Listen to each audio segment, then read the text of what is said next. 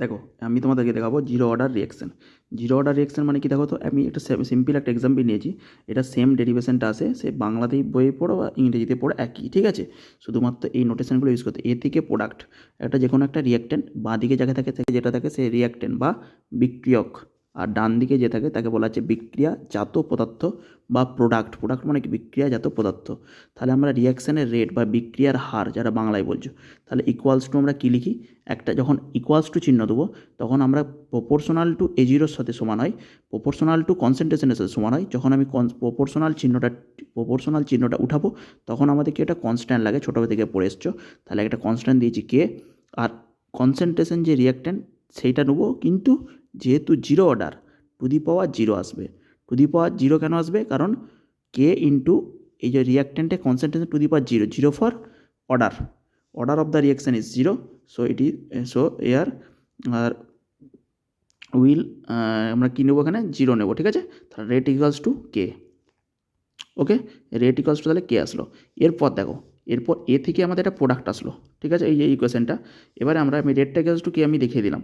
এবারে এ মানে কি, মাইনাস মানে কি, মাইনাস চিহ্নটা কিসের জন্য আছে, মানে যখন বিক্রিয়ক পদার্থ সেটা ডিক্রিজ করে 100 থেকে 50, 50 থেকে 20 হয়, আর তত এখানে উৎপন্ন হয়, প্রোডাক্টটা আমাদের উৎপন্ন হতে থাকে, 0 থেকে বাড়তে থাকে 5, 6, 10। সেই জন্য এটা মাইনাস, ওই জন্য মাইনাস ডিএডিটি। সবসময় রেট কী হয়, ডিএক্স ডিটি হয়। রেট সবসময় কী হয় বলো, ডিএক্স ডিটি। তাহলে ইকুয়ালস টু কে। এবারে ডিটি টার্মগুলোকে একদিকে নিয়ে যাবো, এইদিকে সব ডিটি টার্ম থাকবে, এদিকে ডিএ টার্ম থাকবে, কারণ ইন্টিগ্রেশনের সুবিধার জন্য। তাহলে ইন্টিগ্রেশনের সুবিধার জন্য এইদিকে ডিটি টার্ম থাকলো, এইদিকে ডিএ টার্ম থাকলো। এবারে দেখো, এবারে আমি একবারে এখানে লিমিটিং যদি লিমিট নিয়ে নিই তাহলে আমাকে ইন্টিগ্রেশন কনস্ট্যান্টটা নিয়ে আসতে হবে না, ঠিক আছে, ইন্টিগ্রেশনের নিয়ম অনুসারে। তাহলে আমি লিমিট নিয়ে নিচ্ছি 0 থেকে, 0 যখন ছিল, যখন ইনিশিয়াল টাইম, মনে করো যখন তুমি বিক্রিয়াটা শুরু করেছো, সমস্তই এখানে ছিল, সব কিছুই আমার A0, মানে 0 সময়ে বিক্রিয়ার গাঢ়ত্ব। আর যখন আমি 0 থেকে টাইম বাড়াতে বাড়াতে বাড়াতে বাড়াতে টিতে নিয়ে গেলাম, তখন এটা কিছুটা কমে হলো এ। তাহলে এবার এইটা মানে কি, মাইনাস ডিএক্সের ইন্টিগ্রেশন করলে কী হয়, এরকম মনে করো ডিএক্স আছে, তার ইন্টিগ্রেশন করলে শুধু এক্স টার্মটা বেরিয়ে আসে, ওই জন্য এখানে এ টার্মটা বেরিয়ে চলে আসলো, ঠিক আছে। এবার এ মানে কি, এ মানে আপার লিমিট বসাবো মাইনাস লোয়ার লিমিট বসাবো। তাহলে এ মাইনাস A0 হওয়ার কথা ছিল, কিন্তু হবে A0 মাইনাস এ, কারণ এখানে একটা মাইনাস আছে, ঠিক আছে।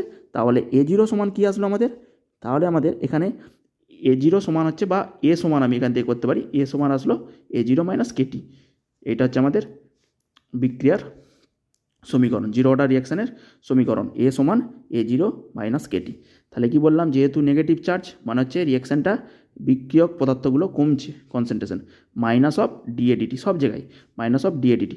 আর এখানে কি হচ্ছে, আমার প্রোডাক্ট উৎপন্ন হচ্ছে, উৎপন্ন হয়, তাহলে কে ইন্টু